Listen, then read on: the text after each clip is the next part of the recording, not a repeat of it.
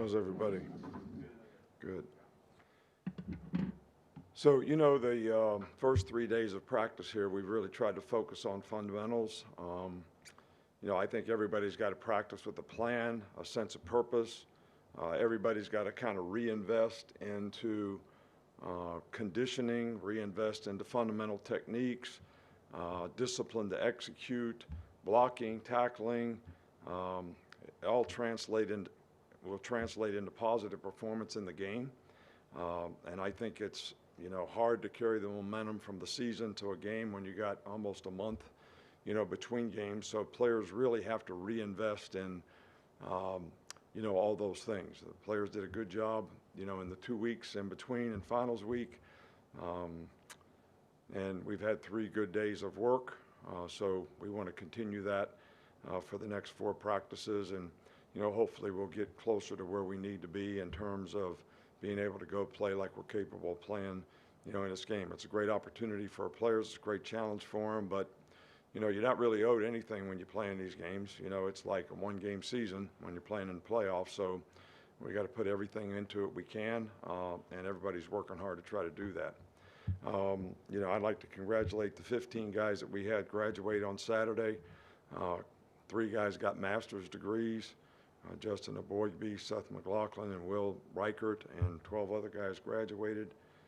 We've had 6 guys make, some kind of All-American teams: Dallas, KoolAid, Terrion, J.C. Latham, Will Reichert, Caleb Downs. So really proud of those guys for their performance. But, I think they would be the first to tell you that their success comes because of their teammates and all the guys who contribute to allowing them to have positive performance. So, we're just grinding through it and working, and, tomorrow we'll get back at it.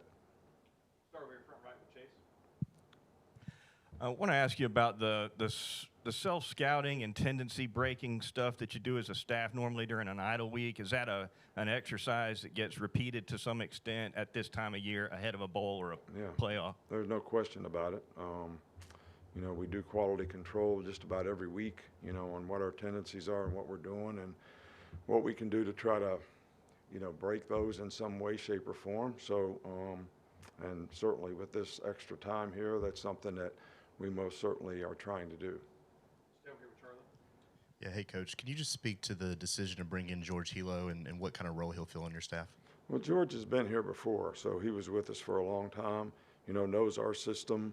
I think every year that, we've been in the playoffs, we've, tried to bring somebody in primarily because, we spent 2 weeks really on the road recruiting. So somebody to do a little extra work that has good experience.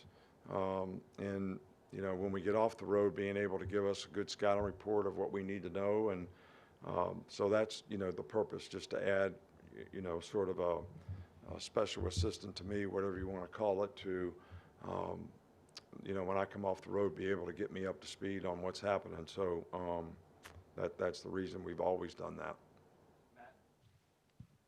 Given everything that's come out about Michigan this season, are you planning on doing something different with the signs in this game? Not really.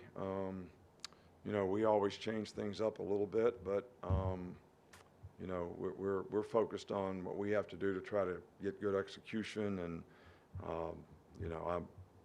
we're not really concerned about any of that stuff. Up front here with Kennington. Good evening, Coach. Hope you're doing well. How has Jace McLennan progressed since the SEC championship game? He's getting better. I think it's probably still too early to tell. He's getting ready to do dry land running and some things, so he'll progress through the rest of the week, and we see where he lands by the end of the week. Go to Tony. Is the plan with Hilo to ultimately replace him with Coleman Hudler, or is that on the table, or is he just strictly brought in for this? No, look, we're not concerned about any of that stuff right now. We got a game coming up. Coleman Hudler is here. He's finishing the season.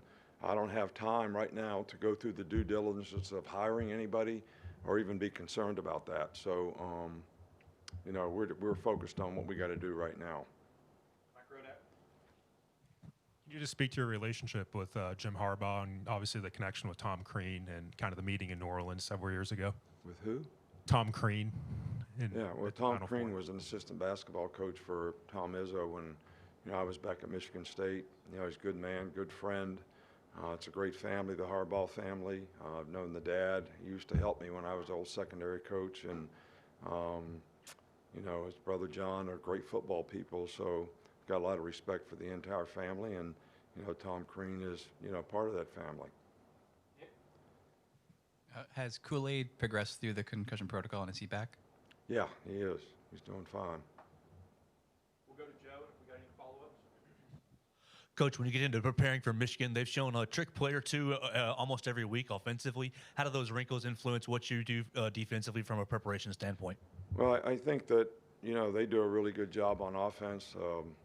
Week to week, they've got a pretty good plan formationally in terms of their ability to go out and give you some different looks. And, it's a challenge for the players to have the discipline and the eye control to look at the right things so that, when those kind of plays come up, you're in position to play them. So, I don't think that they do it any more than, anybody else that we play. I just think it's a good part of your offense to be able to have some of those things that complement some of the things you do down in and down out. We'll finish up Boston. Yeah, Coach, last time we talked to you, you said you were going to kind of hold office hours for some of your players to see if they wanted to talk about their future and stuff like that. How did those conversations go? I did talk to all the players after the Georgia game, but, what I talk to players about really is not for public consumption. I mean, there's some things that I think are still sacred on a team, and if you want to talk to a guy about his future, that should be sacred. If he wants to share his feelings with you, I think you should ask him. All right, Coach, thank you. All right, thank you.